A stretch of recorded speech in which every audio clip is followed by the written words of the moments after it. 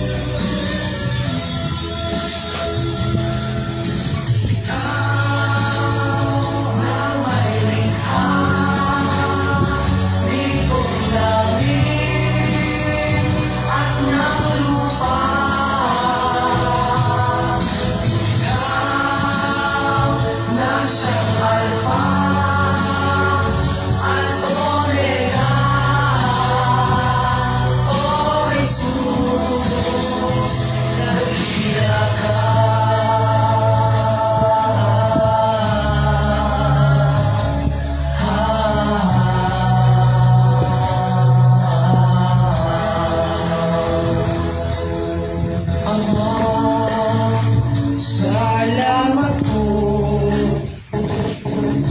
sa iyong nakikitang himala, Ama.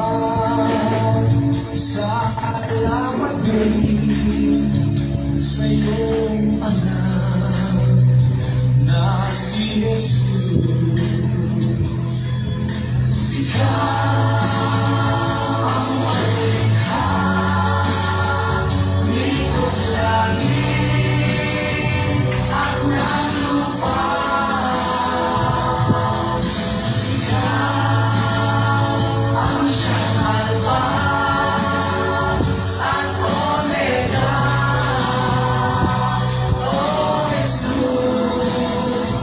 Nagkira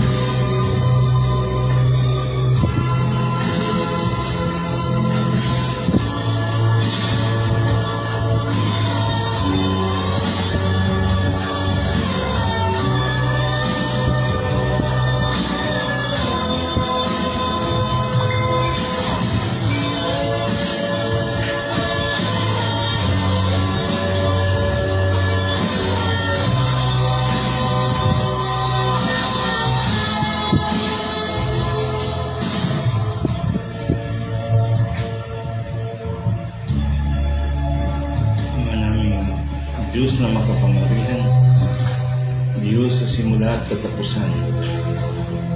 Sinasamba ka namin sa oras nito, sa araw nito, hanggang magpakailanman. Ikaw ang inasahan namin sa buhay namin, bawat isa sa amin, na Christian man o na Muslim o manitibo po. Ikaw ang Diyos namin na sinasamba ng aming mga apo sa kabundukan, kapatagan, kadagatan, lalo sa bansa nito na yung pinili na banal na bansa at pinakamayaman sa buong daigdig. Ang bansa nito, isang banal na bansa na ngayon dumating ang hustisya para sa bansa nito at saka sa buong daigdig. Hustisya po ng iyong banal na bansa, pagbawi mo sa karapatan ng bawat isa sa mga pinili mo sa buong Pilipinas, sa lahat ng ancestral domain o public domain na tirahan ng mga pinili mo. Kaya ang ancestral domain o public domain sa bansa nito, bawal po magbinta.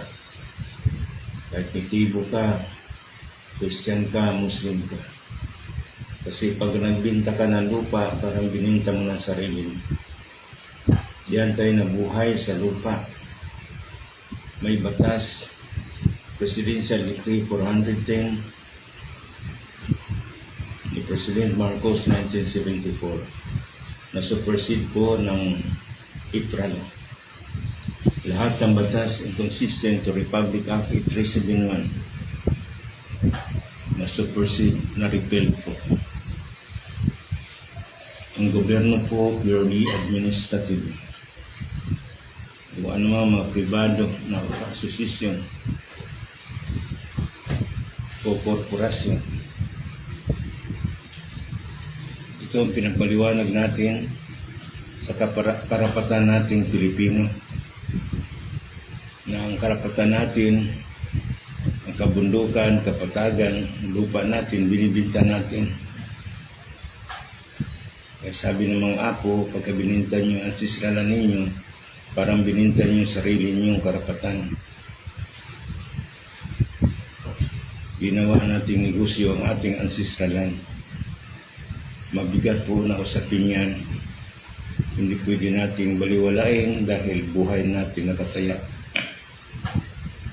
Dahil tirahan ng lahat ng ancestral land all over the country, tirahan yan mga pinili ng Panginoong Diyos. Ngayon, ang siskalan natin sa kabundukan, kapatagan, tirahan ng mga tulisan. Tirahan ng mga nanakaw.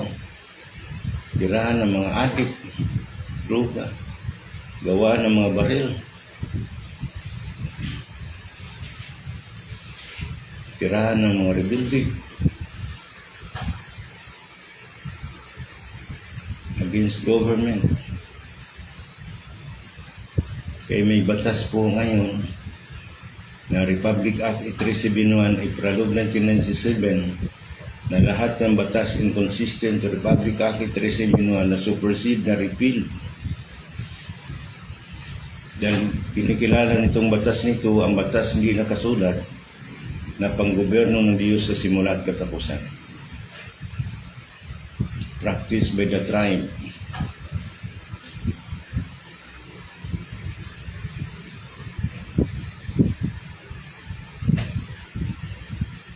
Tapos ngayon hindi nyo alam ang Republic Act 8371 April 1997.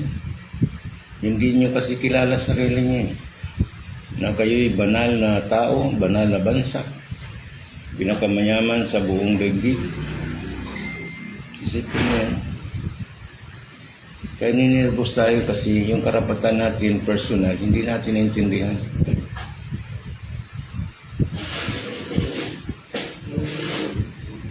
Hindi natin naintindihan ang pinanggalingan natin na tayo pala bansa na banal. Hindi pa tayo Pilipino, Pilipinas, banal na tayo na bansa at tayong pinakamayaman sa buong daigdig. Kaya dumating po ang Ipralo Republic Act 371. Lahat ng batas inconsistent sa batas nito. Na supersede niya, na repealed niya. Kaya lahat ng kaso from Supreme Court sa lahat ng hukuman sa provincial, municipal, na di-dismiss natin in 72 hours for non-jurisdiction. Bakit po? Kristiyanos tayo ng bansa, Christian pa lang sa practice natin. Sabi ni Lord Jesus, igibain ko itong templo nito, 3 araw tatayo ko. Hindi pala yung mga templo natin naglalakihan na building, kundi ang katawan pala niya mamatay 72 hours na buhay siya muli. Kaya itong batas po nito, 72 hours na dismiss natin lahat ng kaso sa hukuman from Supreme Court down to local courts dahil sa divine intervention of Ipralo. Sabi ko nga, Ipralo will give justice to humanity, hindi lang sa bansa natin, kundi sa buong daigdig dahil nagkaroon natin ng United Nations Declaration on the Rights of the Indigenous People. Araw-araw natin ito pinapaliwanag para kaya mo dipinsa ng sarili mo. Natututo kasi tayo magdipinsa, hingi ng tulong sa ibang bansa. Na yung ibang bansa, anak lang ng inang bayan natin. Lahat ng bansa may utang sa atin. Ang utang nila, interest pa lang, hindi natin maubos. Kung maintindihan natin ang ating sarili, maging responsable tayo na Pilipino. Hindi lagi tayo nangungutang doon. Ang kinukuha na pera sa World Bank, pera ng Pilipinas.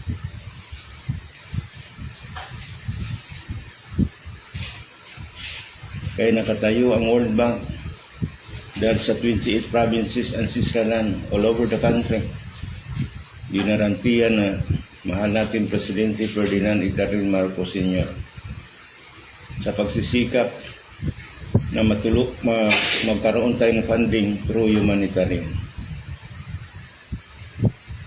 172 countries may utang sa atin.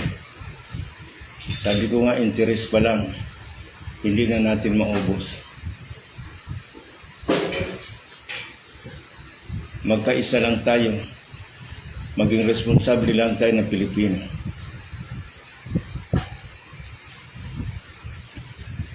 Naging irresponsable po tayo dahil sa mga relihiyon, dahil sa mga asosasyon. Ang gobyerno natin pinasok na ng mga foreign doktrina. Kaya nagtatakbo sa politika para maproteksyonan kanilang relihiyon, kanilang negosyo, na gusto pa rin nila sila pa rin may-ari ng Pilipinas. Kaya ang mayaman, yayaman, ang mahirap, maghirap. Part of economic sabotage ito. Kawawa tayong mahirap.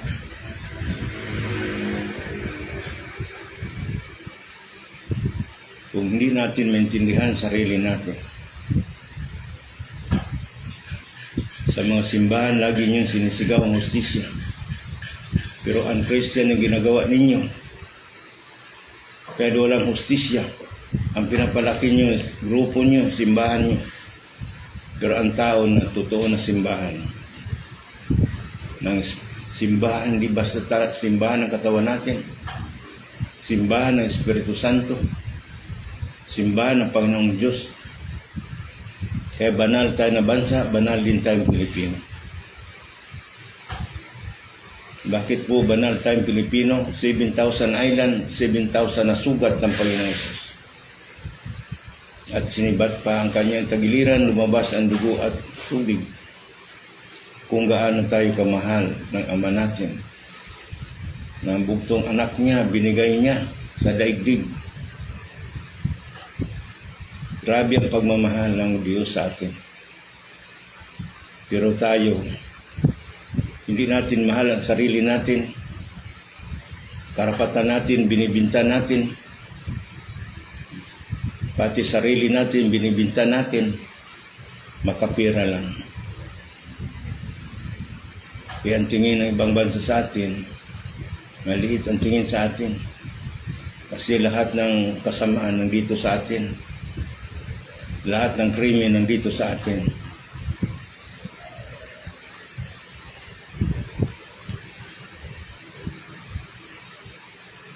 Kaya nag-issue tayo ng Diplomatic Immunity Sovereignty Divine Certificate para exempted ka sa mga government mandatories use authority.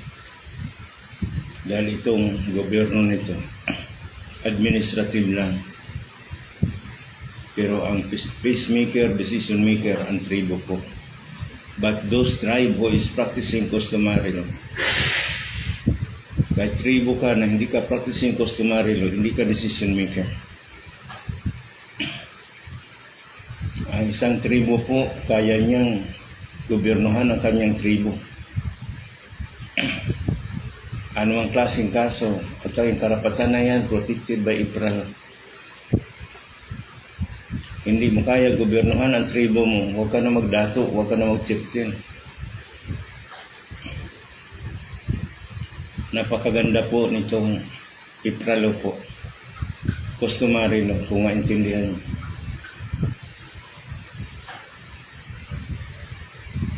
Dahil si Apo Mungan manubo sa bukid nun. Nagkasakit siya, naputol ng kamay niya, paa niya. Klase-klase sakit sa katawan niya. Pero ang ginawa niya, purihin ang Diyos. 24/7 nagpupuri siya sa Diyos. Dumating ang panahon, dumating ang ibon, nagsuka ng palay. Napuno ang bilaon niya, yung nigo niya napuno ng palay. Kumuha siya isang piraso na palay, sinaing niya napuno ang kaldero. Kapirasong palay lang, isang piraso, napuno ang kaldero. Kung sa atin pa, miracle, milagro. Pero natural no po yan. Nung kumain siya ng kanin niya, bumalik ang kamay niya, bumalik ang paa niya, lahat ng sakit niya nawala. At maganda na siya. Reyna na siya, prinsesa na siya. Ang bahay niya na kubo naging ginto. Ito po mangyari sa ating buhay. Dahil tinakpan ang ating mata sa mga ginto sa kapaligiran natin. Bakit ginto po? Ang buhay natin, ang dugo natin, original ang dugo natin sa Panginoon, ginto ang dugo natin.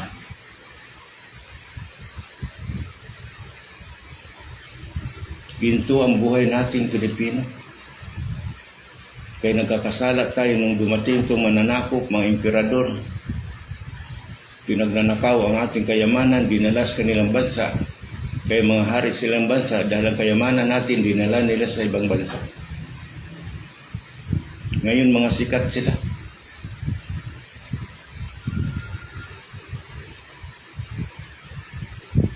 Mga superpower sila.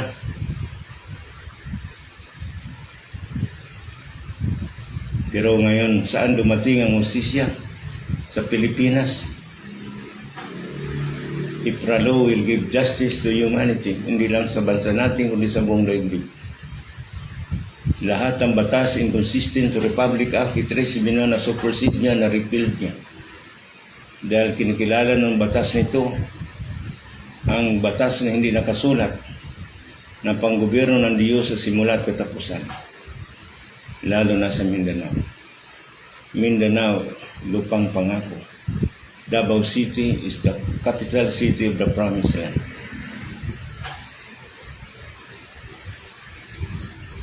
Kaya tayong taga Davao City, bigyan natin ang halaga na taga Davao tayo, taga Mindanao tayo.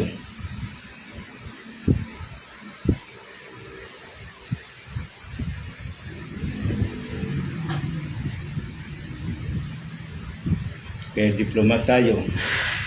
Kasi tayo ang mga tao na hindi namamatay noong unang panahon. Katunayan, mga apo natin dinadala sa ibang planeta bago parusahan itong daigdig nito. Sila Apo Agyo, Apo Tulalangon, Apo Baybayan, Apo Lumabot, Apo Dumanaas, kasama ni Apo Mungan. 7 days after na gumaling sa sakit niya at naging ginto ang bahay niya, sinabihan ang mga kapitbahay, mga kamag-anak, na pumunta sa bahay niya dahil kukunin sila ng sarimbar or spaceship. Ililipat sila sa ibang planeta. Alam mo, walang naniwala sa kanya. Ang naniwala lang kapatid niya. Sila Apo Agyo, Apo Dumanaas, ang naniwala sa kanya kasi kahit pagdating ng kapatid niya kasi naghanap ng pagkain niya, pagdating niya sa bahay ni Apo Mungan, ginto na at saka ang ganda-ganda niya. Hindi makalapit ng mga kapatid. Sabi niya, ako ang inyong kapatid, si Mungan. Hali kayo. Ipaliwanag ko sa inyo bakit na ganito. Pinaliwanag sa kanya dahil sa pagpupuri niya sa magbabaya sa manama, sa Diyos sa simula at katapusan. Biglang dumating ang ibon, nagdala ng palay, at napuno ang bilao o nigo.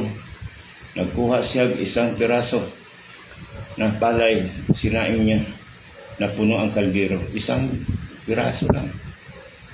Kung sa atin pa milagro, talagang milagro ito. Itong milagro nito may batas na. Hindi na ito milagro, kundi katotohanan ng batas ng Panginoong Diyos kasi mula at katapusan. Nung napuno ang kaldero, kumain siya. Nung nakakain siya, bumalik ang kamay niya. Bumalik ang paa niya, bumalik sa sakit niya. At biglang naging rayna siya. At ang bahay niya na kubo naging ginto.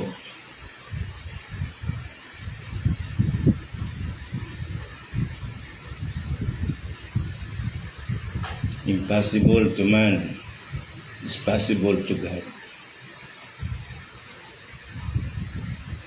Mag-isip-isip na po tayo. Dahil may namatay na pastor mga 3-4 months ago. 3 araw siya sa morgue. Kasama niya si Lord Jesus nag-ikot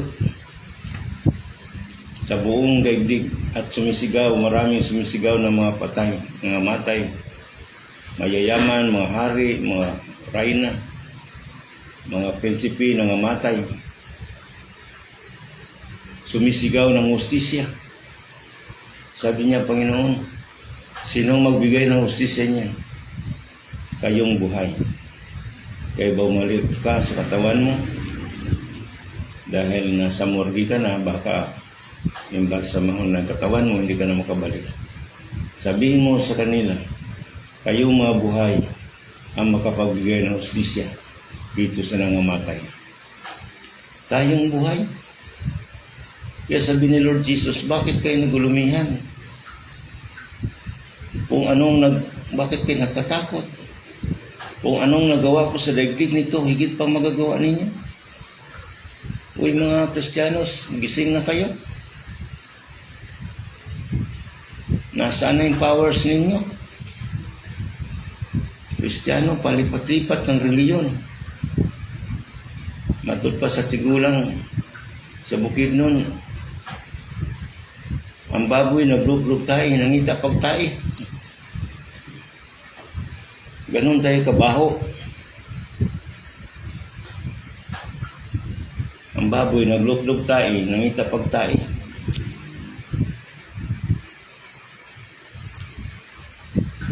Ganun tayo kabaho. Naging baboy ugali natin. Kahit ba hindi ka kumakain ng baboy, naging baboy ugali mo. Naging hayop ugali natin. Ito ang namana natin sa mananakop.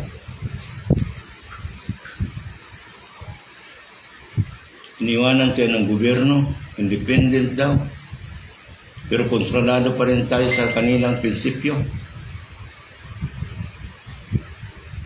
Iniwanan tayo ng reliyon para kontrolin tayo sa mga doktrina. Iniwanan tayo ng katakot-takot na rebelde. Iniwanan tayo ng katakot-takot na tulisan. Iniwanan tayo ng katakot-takot na druga. Pinagnanakaw ang ating kayamanan. Gusto pa natin balikan yan? Hihingi tayo ulit ng tulong sa ibang bansa. Ang mensahe ng ating mga apo, mga matanda natin, darating ang panahon na ngayon ang Pilipino ginawa nilang alila sa kanilang bansa. Lahat ng bansa na may alila o katulong, maging katulong sila pagdating ng panahon sa atin. Tapos hingi ka doon sa mga bansa na yan. Interest pa lang ng 172 countries, hindi sila makabayad sa atin. Tapos hingi ka ng tulong sa kanila. Kaya kilalanin natin sarili natin, mga kapatid na Pilipino. Pagkilala mo na sarili mo, maging responsable ka. Tulungan natin itong bagong administration ni President-elect Ferdinand Romualdez Marcos Jr. Hindi mag-agawan naman kayo ng posisyon dyan sa Malacanang, sa mga government agencies, para naman proteksyonan yung negosyo nyo, proteksyonan ng relihiyon nyo, kasi tumulong kayo sa eleksyon. Makonsensya na kayo. Magpakatotoo tayo na Pilipino. Pagka irresponsable tayo na Pilipino, irresponsable din ang ating gobyerno. Maging modelo tayo. Huwag tayo magtatago ng mga droga sa kabundukan. Lalo na sa ating mga nitibo, mga katutubo sa kabundukan, huwag kayo magtago ng mga droga. Huwag kayo magtago ng mga rebelde against government. Hindi yung pinapakain pa niyo mga tulisan, mga rebelde sa kabundukan.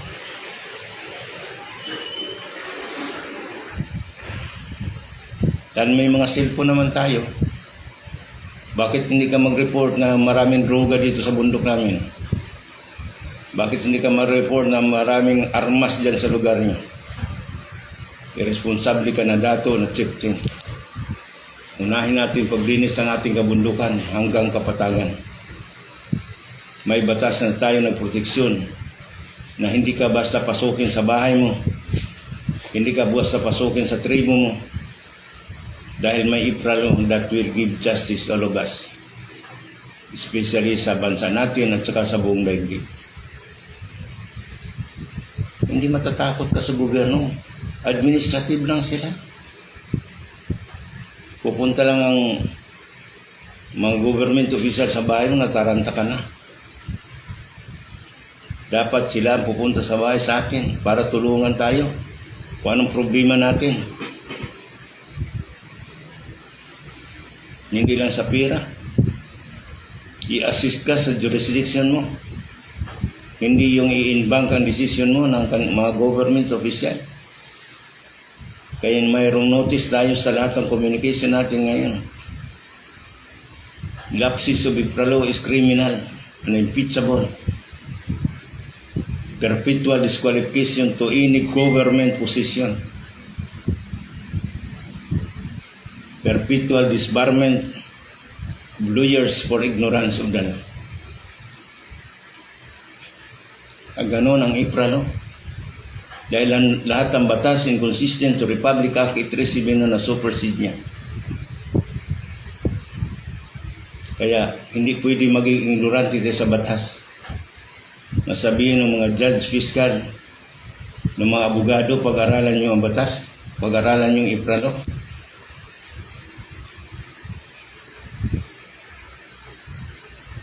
Parang si Jesus Christ ito. Hindi pa siya pinanganak, siya ay Kristo na. Nung pinanganak siya, siya na ang Panginoong Hesus. Pero anong ginawa natin sa Panginoong Hesus? Pinako natin sa cross. Sabi ni Pilato, sinong gusto niyo palayain? Si Barabas o si Jesus? Yung mga tao nagpupuri kay Panginoong Jesus. Nung palaspas, yun din sumigaw, si Jesus ipako sa krus, si Barabas ang palayain. Ito ng buhay natin ngayon. Klase-klaseng krimen, klase-klaseng druga, klase-klaseng gulo sa gobyerno. Kasi namanan natin si Barabas eh. Klase-klaseng mananakaw. Ngayon pang may kaso ka, wala kang pera, tapos ka. Bartolina ka.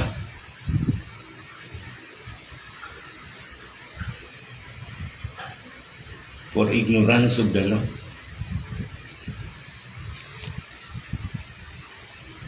Bakit po nag-dismiss natin ang kaso in 72 hours? Dahil po sa divine intervention of Jesus Christ. Dahil sabi niya, gigibayin ko itong templo nito, 3 araw itatayo ko. Hindi pala yung templo na yan, kundi ang katawan niya mamamatay, 3 araw mabubuhay muli. To practice customary law, you must be gifted by God.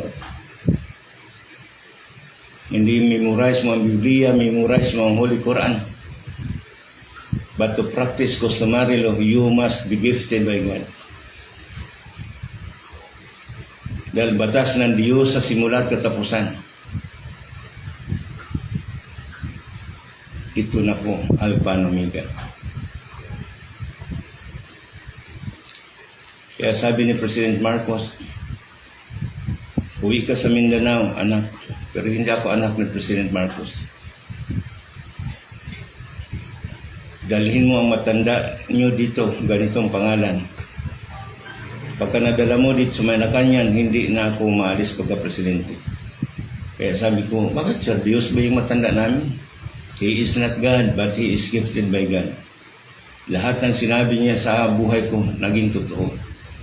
Baka bago ako ng Malacanang na wala akong madadala. 1980 pa po yan. At kung wala nang matanda, pagsikapan mong pag-aralan ng batas ng Manubo. Ano po sir yung batas namin sa Manobos tribo? Yan ang batas ng Diyos na iniwan sa mga ninuno nyo, mga apo nyo, kaya tinawag ang Mindanao na lupang pangako. Kung maintindihan mo ng batas, kung wala na ako dito, sikapin mong maintindihan ng gobyerno. Oras maintindihan ng gobyerno ang batas ng tribo, uunlad ng Mindanao, uunlad ng bansa natin at makilala tayo sa buong daigdig. Kaya ito, President-elect Ferdinand Romualdez Marcos Jr., it's a challenge sa iyo as President. Hindi ito milagro, BBM, hindi milagro. Dahil may batas na po. Nagproteksyon ng bawat karapatan nating Pilipino. Lahat ng batas inconsistent to Republic Act 371 na supersede na repeal. Kaya ang trabaho mo administrative ka lang bilang President. I-assist mo ang jurisdiction per tribe. Christian, Muslim ka, nasa ancestral land ka. I-assist mo yung jurisdiction bawat Pilipino. Ma-Christian, ma-Muslim, ma-Natibo ka. I-assist mo yung jurisdiction. Dahil pagka na-assist mo yung jurisdiction ng tribo ng Christian, Muslim, o Natibo, maging responsable yan na tribo, doon makatulong na sa iyong administration. Kasi maraming tribo po na irresponsible. Bakit po irresponsible? Nag-rely ito sa mga reliyon, nag-rely ito sa mga local government, nag-rely ito sa NCIP, nag-rely ito sa mga DNR. Silang inuutusan ng DNR, MTV, silang inuutusan ng NCIP. To practice daw the IPRA law. Tingnan mo, instead ang dato uutos sa mga local government o any government agencies. Kaya those are lapses of IPRA. A lapses of IPRA is criminal and impeachable. Perpetual disqualification to any government agencies. Perpetual disqualification to any government position. Perpetual disbarment for 2 years for ignorance of the law. Bakit po perpetual? Walang demandahan ang tribo. Walang demanda, walang kulungan ang tribo. Bakit perpetual? Dahan-dahan ka kapatid, magkasakit. Makukonsensya ka. Dahan-dahan ka ma-stroke o madisgrasya ka sa kinan. Kasi ang kalaban natin ngayon, inang kalikasan na hangin, tubig, lupa, apoy. Kung di makikinig ang tao, ang apoy, hangin, tubig, lupa ngayon makikinig na. Kat espiritu ka pa, kat imkanto ka pa, damay ka na sa parusa. Dahil marami engkanto ngayon na pumapasok sa katawan ng tao, magpa-Diyos-Diyos. Mabuti pa itong mga engkanto nakikinig, pero ang tao wala sa kanya. Lalo na kayo mga profesional, nakakahiya. Nasabihin mo hindi mo alam ang Republic Act 371, batas na po yan. April 1997. Sabihin mo sa tribo lang yan. Kahit mo sa tribo lang, hindi ka Pilipino. Kasi lahat ng Pilipino, Christian, Muslim, o nitibo ka, has the right to invoke IPRA. Kaya kung tatawa-tawa ka, tinatawanan buhay mo, tinatawanan proteksyon mo. Sinong makatulong sa iyo ngayon? Anong batas na makatulong sa iyong karapatan? Mayroon pa? May batas tayo sa Pilipinas. Pero sa mayayaman lang, sa mga sikat lang, mahirap ka, wala kang hustisya. Kahit wala kang kasalanan, ipakulong ka. Mainitan ka lang ng politiko, mainitan ka lang ng mayaman, pakulong ka na. That is corporate law po yan. Customary law is the custom and tradition, a government of God practiced by the tribe since time immemorial. Itong April na.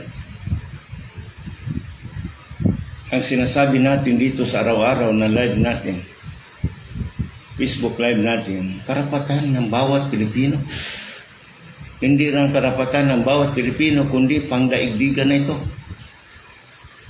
Dahil may United Nations Declaration tayo on the rights of the indigenous people. Napakaswerte natin dito ipaliwanag ang administration of justice sa IPRA. Lahat ng batas inconsistent to Republic Act 371 sa bansa natin at saka sa ibang bansa na supersede the repeal kasi written laws po yung corporate law. Customary law, hindi po nakasulat yan. But yan ang gobyerno ng Diyos sa simula't katapusan sa bansa natin at saka sa buong daigdig. Ngayon, binabawi na ng Panginoong Diyos ang mag-leader nito, tayong Pilipino. Leader tayo sa kapayapaan, sunod kasaganahan, kayamanan na walang pagkaubos, at mayroong dagdag buhay na walang hanggan. Dahil ang Pilipino noong una sa bansa natin hindi namamatay ang tao. Namamatay ang tao ngayon dahil sa mga mananakop. Sinakop ang bansa natin. Pagdating nila dito, sila na may-ari ng bansa natin. Ayaw ko na sabihin kung anong bansa yan. Hakot nila ka ating kayamanan. Pinagpapatay nila ating mga apo. Dinarip nila mga babae. Bata, matanda. Ginawa nila alipin ng Pilipino. Lalo na kung tribo ka. Kaya dito sa Mindanao, ibahin na lang nilang apelido nila kasi pag nalaman ng tribo apelido mo, pinapatay.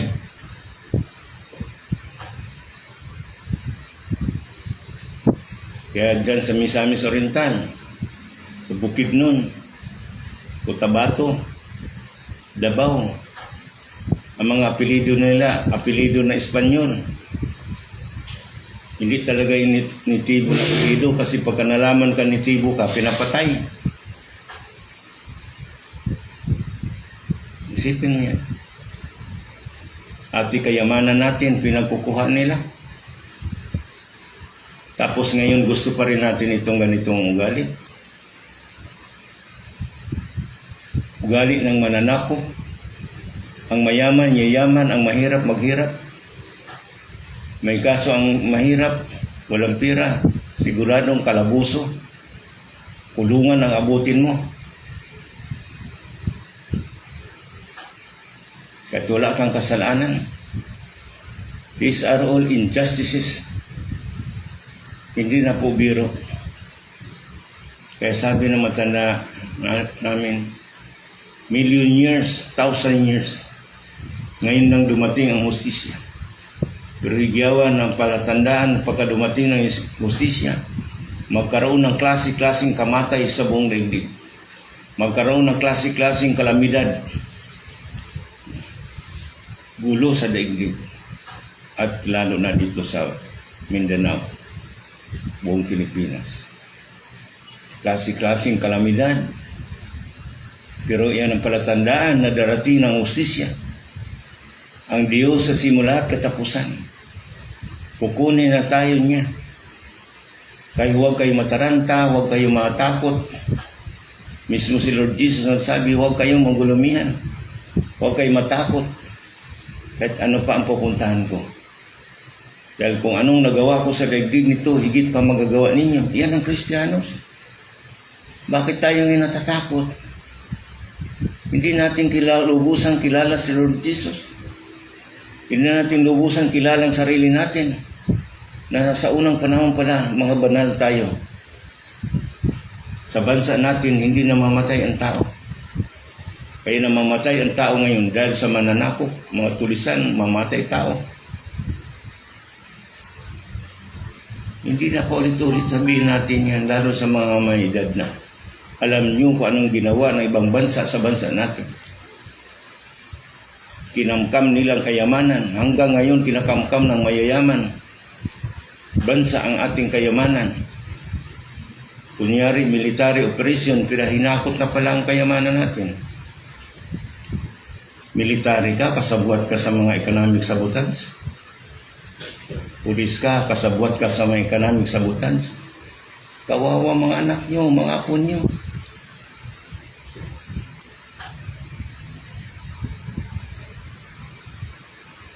Parang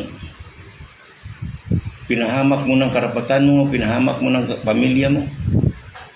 Kasabwat ka sa mga economic sabotage. Kasabwat ka sa mga illegal droga. Kasabwat ka sa mga reliyon na injustices ginagawa. Hanap kayo ng pinakamagaling na evangelist, Pilipino.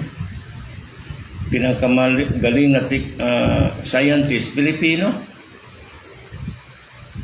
Inventor ng Amerika ng armas, Pilipino, si Apo Tululangon. Nagtanong kayo dyan sa Manubo, Kamanubuan sa Mindanao, kung sino si Apo Lumabot. Kung sino rin si Amang Dr. Jose Rizal. Tanongin nyo sa Mindanao, sa mga babaylan. Huwag kayo magtanong dyan sa mga dato na lasinggo. Puro kalaswaan ang ginagawa. Magtanong kayo sa babaylan. Dahil hindi mo pa itanong, sagutin ka na ng baylan. Pagbigay mo ng piso sa baylan, sabihin kung sino ka. Anong kailangan mo. Hindi ka pa nagtatanong, sagutin ka na nila. Hindi yung mga dato dyan, na kahit tanungin mo, hindi makasagot. Pero ang totoong babaylan, pagbigay mo ng piso, siya magsasabi sino ka, anong kailangan mo. Sila namang sabi. Isip mo lang na babalas sana ng babaylan. Dahil bago ka pumunta sa isang babaylan, galing ka pa sa bahay mo, alam na kung magre-report na ang hangin, tubig, lupa. Itong taon ito pupunta dito, dato. Mag-report ang hangin, tubig, lupa at apoy. Kaya pagdating mo doon sa babaylan, pagbigay mo ng piso, kung ano man pamataas na gagawin mo sa kanya, sasabihin na kagad kung ano kailangan mo. Yun ang dato. Hindi itong ibang dato dito. Kalimos. Binta ng ancestralan. Utusan ng NCIP. Utusan ng politiko. Utusan ng reliyon. Dato ka. Chieftain ka. Utusan ka ng NCIP. dapat ikaw mag-utos sa NCIP. Kasi ang NCIP, National Commission on Indigenous People, is the prime agency of the Executive Department to assist, protect the rights of the indigenous people. Ikaw mag-utos sa kanila, ikaw DNR, utusan mo yung DNR, MGB, mga mining natin. Yung pumipirma ng free prior informed consent, mga dato na lasinggo. Pacheck natin yan kay BBM. Bakit nakapagmina ito na walang free prior informed consent? Walang development sa ancestral land na walang tinatawag na free prior informed consent as per EPRA.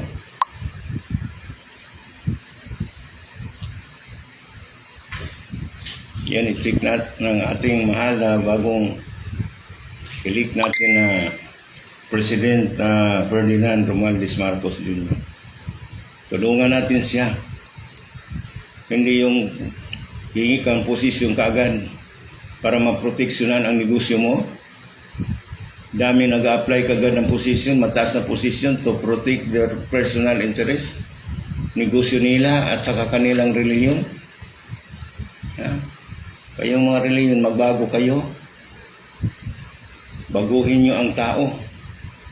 Hindi yung simbahan nyo, lagi nyo na-renovate yung mga simbahan ninyo. Pero ang tao namumutla na sa gutom, namumutla na sa injustices. Pagka na-hospital yung membro nyo, tulungan nyo. Pagka nakulong yung membro nyo, tulungan nyo. Higit pa yung nagkasakit ang membro nyo, higit pa sa nagsimba yan.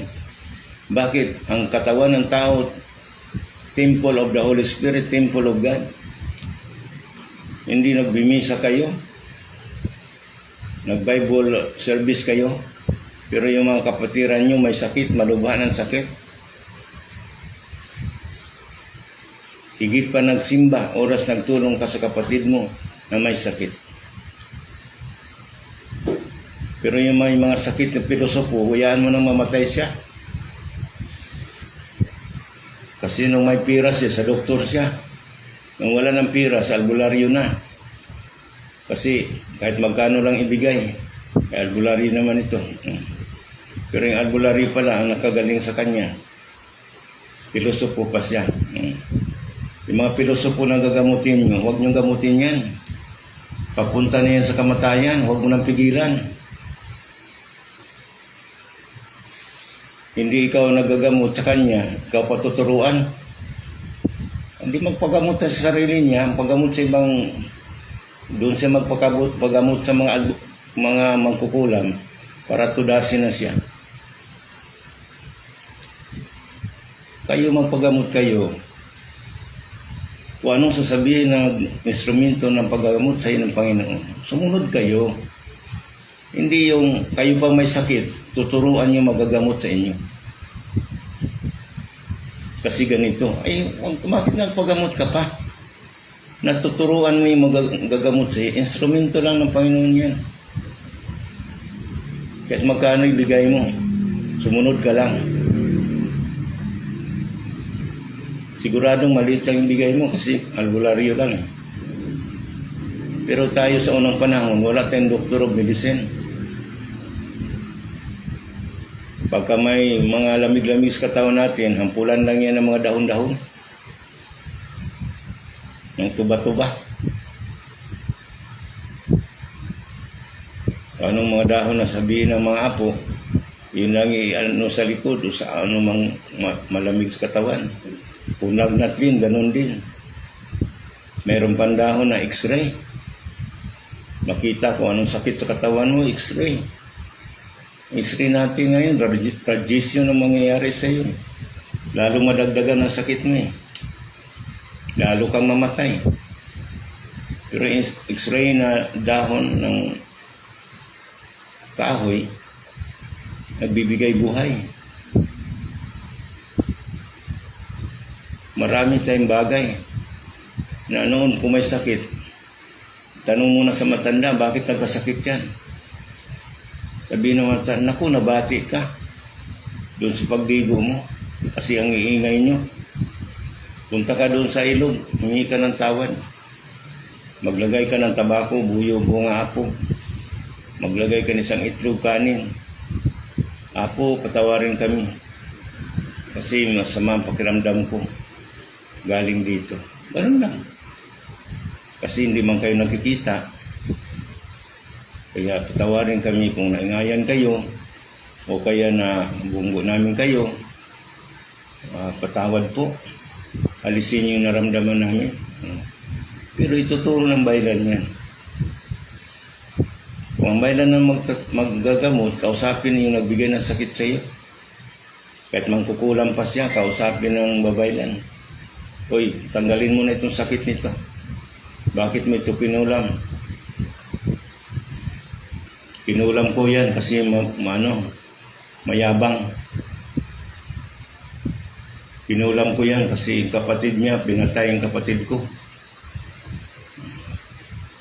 Pero arigluhin pa rin yan ng arigluhin pa rin ng babaylan. Ninakawan kami kaya pinulam ko yan. Rason talaga yan pero gumagaling kasi kinakausap at humingi ng tawad.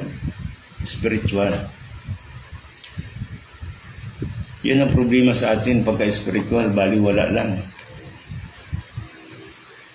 Pero pagka mabigat na sakit, mabigat na problema, lahat ng santos, santas, lahat ng Diyos tinatawag.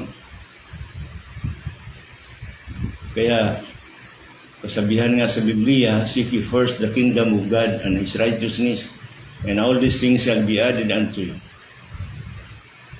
Kaya tayo ngayon may diplomatic immunities, sovereignty, divine certificate, para kahit hindi ka na magsalita, alam na ng kapwa mo na diplomat ka pala. Isipin mo, diplomat ka pala. Hindi mo alam na ikaw na Pilipino, ikaw sa pinakamayaman sa buong mundo.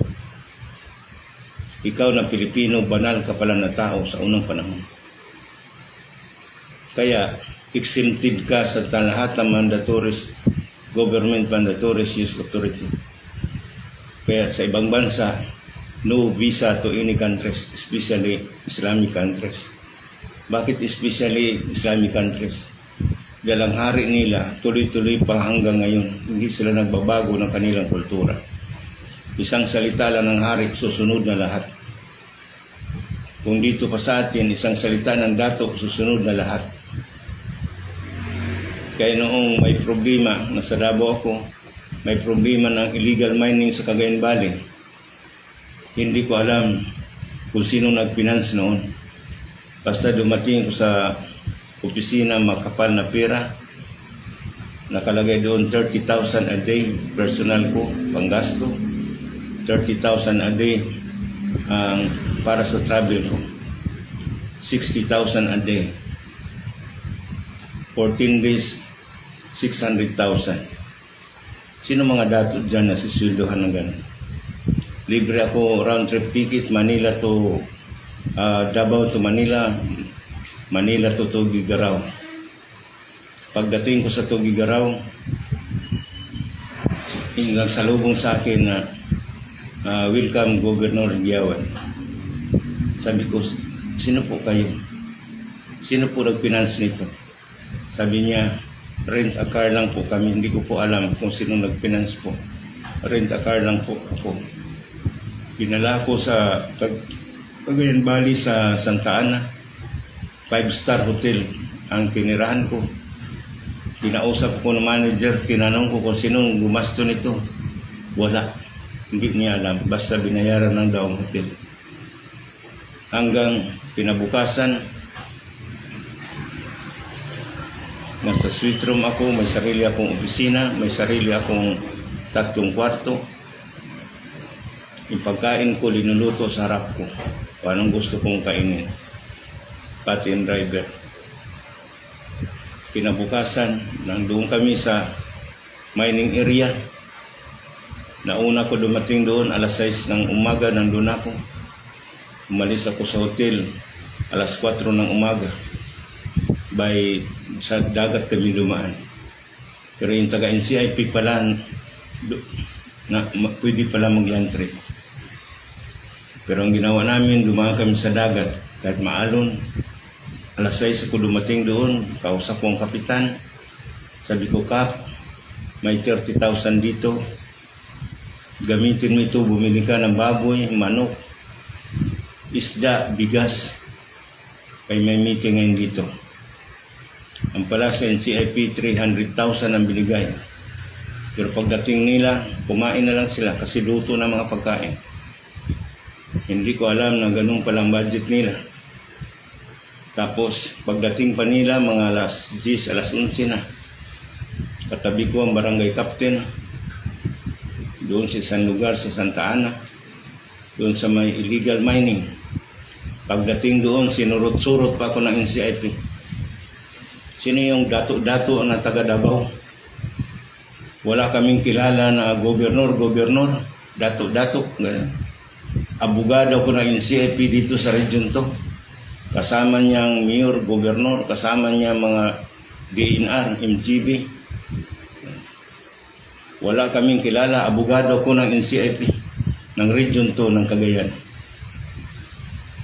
Tapos, sabi, sinong gumastos sa iyo? Sabi sa akin, si Enrile. Sabi ko, si Enrile, kilala ko. Aywan ko kung kilala ko na Enrile. Hindi ko alam kung sinong gumasto nito. Pero sabi ko, ready na yung pagkain. Ay, hindi. Sino ka na mag-resolve ng problema dito sa illegal mining? Hindi namin kinikilala yung tribal government mo. Hindi namin kinikilala ang pagkadato mo. Yan ang sabi ng NCIP. Ganun ba? Sabi ko, kinuha ko itong tubaw ko, sinuot ko at sabi ko sa kanya, pwede ba magsalita? Sige, magsalita ka. Pero nakatutok sa amin ABS-CBN, GMA, mga media. Tapos sabi ko sa kanya, Attorney, wala pang Republic of the Philippines. Kami na mga dato nag-uusay ng problema sa bansa natin. Wala pang Republic of the Philippines. Ngayon may Republic of the Philippines. May Republic Act 8371 Ipralog 1997. Kaya binagay ka as legal counsel ng NCIP dito sa region to. Alam ba ang trabaho mo, attorney? Mag-assist ka lang, magproteksyon ka lang sa karapatan naming tribo. Nag-uusap pa kami ng tribo dito. Pagka hindi namin kaya ang problema namin, attorney, ang NCIP, ang prime agency, mag-assist sa amin, but not to embank the decision of the tribe. Nag-uusap pa kami ng tribo dito. Surut-surutin mo na kagad ako. This is intervention of jurisdiction, attorney. And subject for criminal and impeachable, kakasuhan kita for ignorance of the law. Nagtaramta siya. Sabi ko, huwag mo na ako dato kung ano na tao sa akin. Tulungan mo na ako ma-promote sa NCIP. Kaya naging director siya ng Region 3 dito sa Pampanga. Akala niyo siguro ng mga professional na kayo? Intervention of jurisdiction is criminal and impeachable. Kaya linagay ko ngayon sa mga communication ko, lapses of IPRA is criminal and impeachable. Perpetual disqualification to any government position. Perpetual disbarment to any lawyers for ignorance of the law. Hindi pa kayo maintindihan? Araw-araw ito sinasabi natin para maalam natin kung gaano tayo kaimportante sa Diyos. Sa panahon ngayon na hindi natin maintindihan kung saan tayo pupunta. Magnegosyo ka, sira ang negosyo mo. Dahil patong-patong ang gasto mo. Kailangan magsinungaling ka para kumita ka. Kailangan mag-illegal ka para kumita ka. Anong klaseng economy ng bansa natin? Marami tayo, BBM, President BBM, marami tayong gagawin sa bansa natin. Ang gusto ko lang, kumausap ka ng mga nitibo na responsable na kaya magdesisyon sa kanilang tribo. Pero yung mga nitibo na pasaway, huwag kang makipag-usap Dahil ipahamak lang ang administration mo. Dami naman nag-apply ng mga loko-loko na mga government official. Kasi matagal na raw sila sa gobyerno. Ilang presidente na siya, nandiyan pa rin sa posisyon niya. Magaling daw. Anong magaling sa inyo? Magaling kayo proteksyonan ang relihiyon ninyo? Magaling kayo proteksyonan ang mga negosyo ninyo? Kaya naghangad naman kayo ng posisyon sa gobyerno?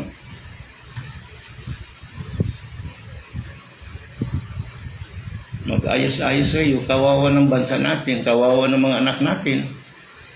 Tapos gamitin yung mga bata para rally against government.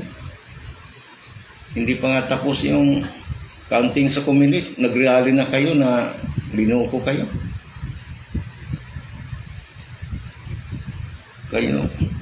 Kayo nagsabi na binuko kayo, kayo manluloko kung anong lumabas sa bibig mo.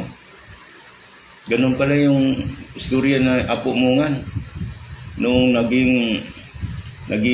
gumaling na sa sakit niya, tapos naging prinsesa, naging ginto ang bahay niya.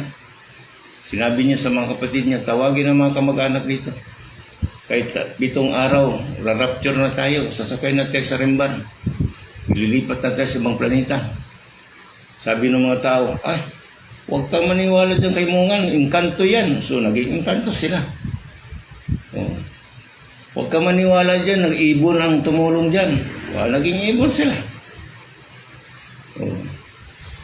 Huwag kang maniwala dyan, baboy yan. Naging baboy sila. Oh. Huwag kang maniwala yan kasi ano yan? Yung ahas yan. O, naging ahas sila. Kaya ngayon, kung ang walabas sa bibig mo, ganun, ikaw. Kung sabi mo masama yung kapwa mo, ikaw masama, hindi yung kapwa mo. Kaya kung may mga problema, huwag mo nang i-transmit, huwag kang marites, huwag mo nang ibalita sa ibang tao. Kung dumating sa iyo ang marites, dyan na lang sa iyo. Huwag mo nang banggitin sa ibang tao. Pag binanggit mo sa ibang tao ang problema ng isang tao, damay-damay na kayo sa karma. Hindi problema ng ibang tao, ibandilin niyo sa ibang tao. Kaya nagsalita siguro yung tao sa iyo kasi tiwala sa iyo. Tapos banggitin mo sa ibang tao. Kahit banggitin mo yan, walang maitulong yan. Kaya binanggit siguro ang problema sa iyo dahil tiwala sa iyo, ang kapwa mo. Tapos babanggitin mo sa ibang tao. Maawa ka naman sa sarili mo. Maawa ka naman dun sa nagsumbong ng problema sa iyo. Kasi kung ako tatanungin, kaya nagsumbong ako sa problema sa iyo, kasi may tiwala ko sa iyo, na huwag mong sabihin sa anak mo, sa kapatid mo, sa kamag-anak mo, kakilala mo, na ikaw tao na matino. Yun yung problema ng kapwa mo, magsumbong sa iyo, balita mo sa buong komunidad ninyo. Kaya mag-isip-isip tayo sa mga ginagawa natin. Huwag tayo magalit sa mga tao masama ang sinasabi. Dahil masamang tao yan. Kahit sirain ka pa, yan mo siya. Kung anong lumabas sa bibig mo, yun ang tao na yan. Hindi makarinig ka ng kunting salita, react ka kagad. Hindi mo alam, sinusubukan ka ng maestro, sinusubukan ka ng Panginoon. Kung gaano katatag ang damdamin mo, kaya mo prinuhan ang bibig mo. Kasi kung gagawin din sa iyan, anong maramdaman mo? Kaya wala tayong kapayapaan. Sabi pa nung isang nagpagamot, nagbabasa naman daw siya ng Biblia araw-araw. At nagsisimba din siya. Bakit makinig pa daw siya itong mensahe natin sa hustisya?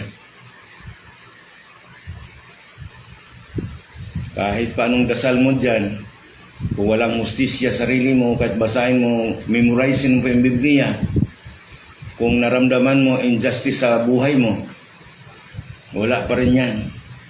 Kahit kainin mo pa yung Biblia, kainin pa ang Holy Quran, kahit memorizein mo yan, got to practice customary law, wala sa iyo, wala kang justisya.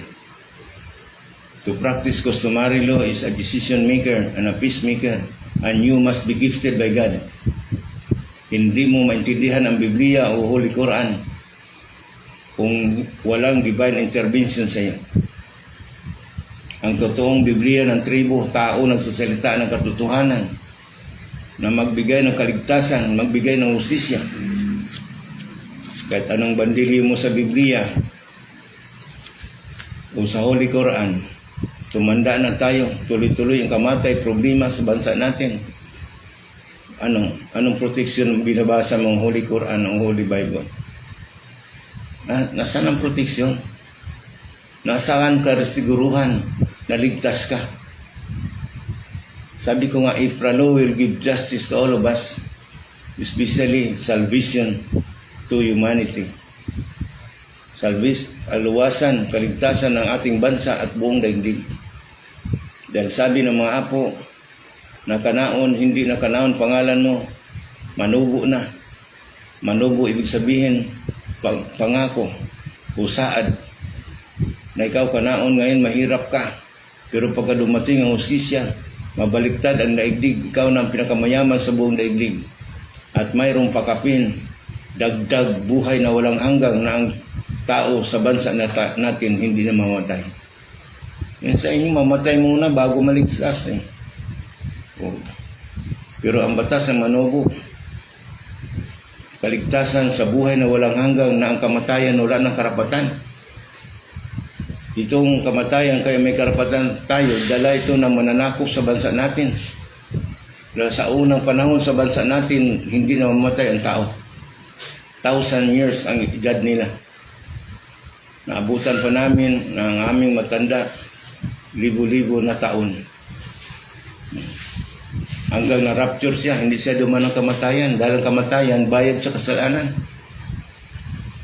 Pero ngayon gusto nating mamatay tayo. Yumaman tayo.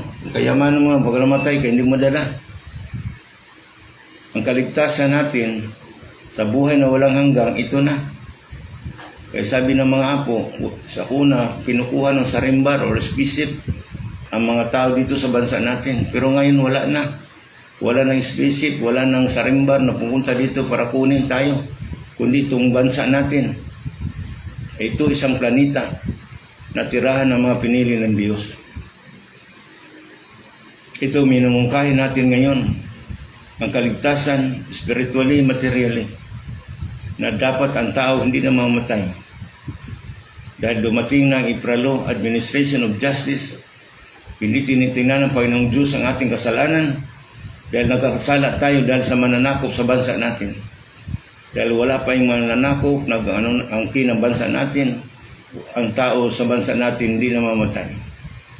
Kaya ang Ipralo ngayon magbigay sa atin ng buhay na walang hanggang, kapayapaan at kayamanan na walang pagkaubos. Salamat po at magandang umaga sa lahat. Purihin ka, Panginoong Diyos, sa panahon ito. Ikaw ang aming Diyos sa simula at katapusan, Alpha and Omega. Naway bawat isa sa amin, kaya namin dipinsan sarili namin dahil sa batas mo sa Republic. Salamat sa lahat na nakikinig. Salamat din sa lahat ng nakabasa nitong mensahe natin sa umaga nito. Naway kaya mo dipinsahan, kapatid, ang sarili mo through constitutional rights, through indigenous rights. Yan lang ang inaasahan natin, maging responsable tayo na Pilipino. Dahil constitutional rights pa lang, marami na tayong pagkukulang. Lalo na sa indigenous rights. Batas na hindi nakasulat na panggobyerno ng Diyos sa simula at katapusan. Ito na nga po, Ipralo will give justice, all of us, Filipinos, Christian, Muslim, punitibo ka. Hindi lang sa bansa natin, kundi sa pangdaigdigan na po. Sa buhay na walang hanggan, salamat sa iyo. Salamat sa Hanggang pasasalamat. Salamat din sa ating mahal na Presidente Rodrigo Roa Duterte, sa kanyang pamilya, lalo na sa anak niya, kay Vice President-elect Inday Sara Duterte Carpio.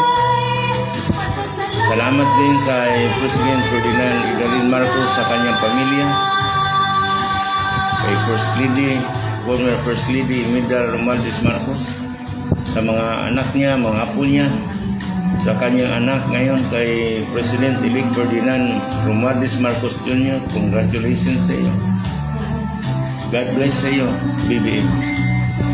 Sa mga Escudero family, Ecleo family, Bagabaral family, Romualdez family, Idalin family, Chua family, Gideon family, Sanchez family, Plaza family, Elpidio Rosales family, Kuya Sani Domingo ng Pampanga family, sa buong pamilya ninyo, sa mga Simplice family, Bernalti family, Campos family, Alameda family, Nieva family, Tolentino family, Franco family, Villa family, Cinco family, Pandapatan family, Tahil Ibrahim family, Bausa family, Arnold Dagutin from Bicol family, Byron Infante sa buong Region 13.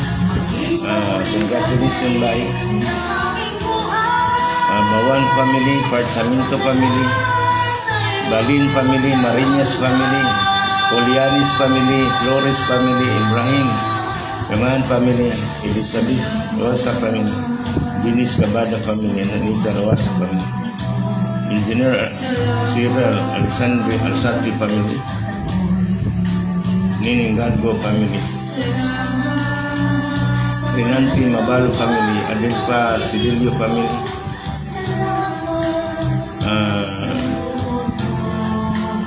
Commander Tamay Bilamor Tamay family, kay Pastor Fred, sa lahat ng mga kasama niyo dyan sa Davao.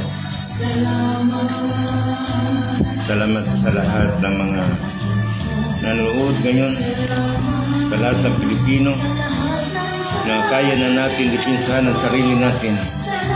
Through divine intervention, Pitralo will give justice sa Lobas, Pilipinas at saka sa buong daigdig.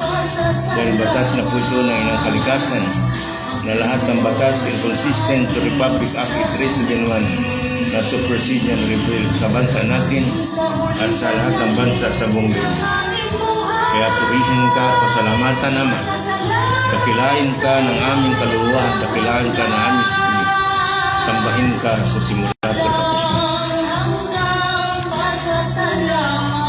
Purihin ka sa lahat. At kung anong mga karamdaman ng katawan namin, palisin ang mga problema namin, mga injustices, maligtas kami. Huwag mong pabayaan ang bansa namin at buong daigdig. Purihin ka, pasalamatan, dakilain.